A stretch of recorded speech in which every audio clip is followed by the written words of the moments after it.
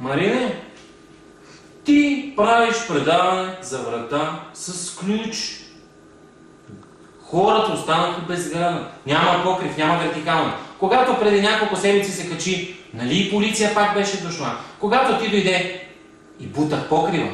Марине, когато крещях по поляната, че си лъжец и че съм те заснел с камера, защото аз тебе съм те заснел с камера, за да покажа на хората ти как си монтираш предаванията, ти не знаеш, че съм те заснел.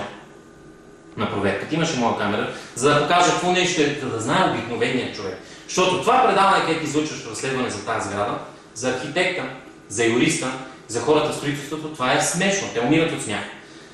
Това е само сензация за човека, който няма в тази материя. Значи, за обикновен човек в магазина, който примерно има някакъв друг бизнес, що може да е милиардер, може да има завод, който не разбира от строителство.